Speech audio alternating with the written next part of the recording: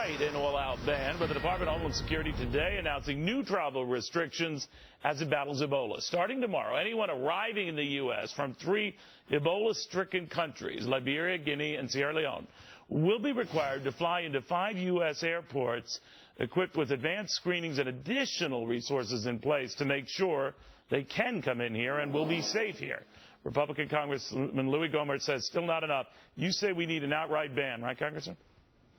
Yes, we absolutely do. Look at Nigeria. I mean, the leaders of Nigeria may not be as well educated as the leaders in America, but they're certainly smarter. They immediately put a ban on travel into Nigeria, and they're right there in the neighborhood geographically. They put a ban on, and as of this week, they're now Ebola-free. Saying that they can only land in 5 different airports and we're going to check their temperatures. Neil, you've read the information. You can easily have this thing incubating for 21 days before it manifests itself. That's not going to protect us. And, you know, what this policy does, what it provides, is what we call the hospital gown coverage. Their goal at the White House is just to make you think you are covered when actually you're exposed from areas you don't see. This isn't going to provide the protection we need. We're exposed. To their point, Congress, they're saying, look, we haven't had any renewed incidents lately. This does seem to be, you know, knock on whatever for the short-term duration, and any new flare-ups. So why overreact?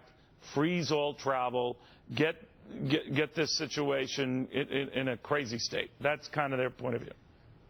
Why react? It's not an overreaction. It's whatever caring mother has told her kids. My late mother said it at times, look, either you're sick, you're not going over there and taking that, or they're sick, you're not going over there. I mean, it's what every mother knows.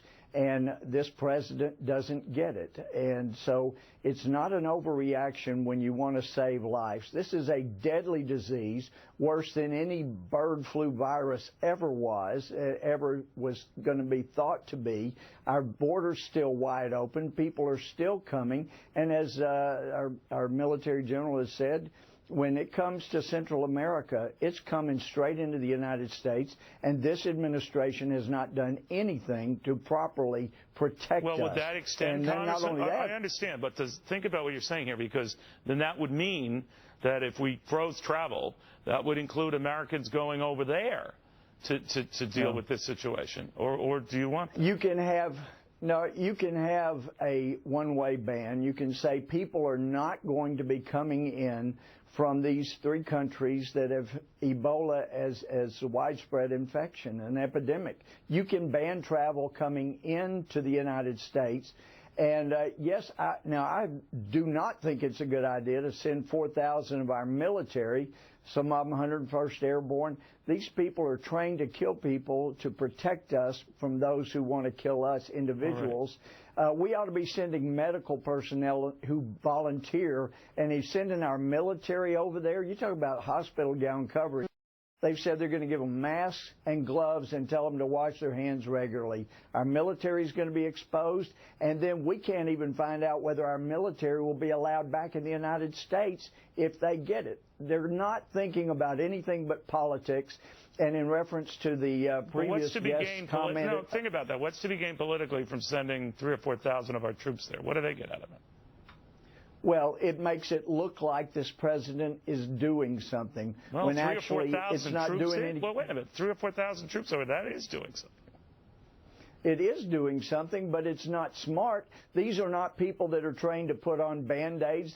They're going to be sent over there to do things they're not trained to do, and the protocols are not in place.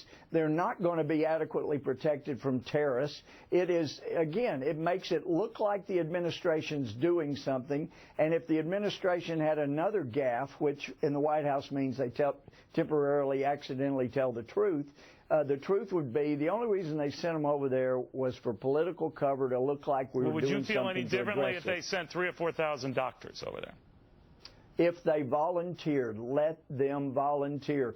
Doctors and nurses who volunteer, they're over there where there's Ebola, can say, no, I don't think it's proper to handle it that way, whereas the military has to say, yes, sir, and walk up and do whatever they're told to do, or they end up in jail. Let volunteering medical personnel go. Americans are very good about being charitable and doing that. Don't send our military for that kind of purpose. Congressman, thank you very much. Always good to see you or talk to you, Neil. All right, in the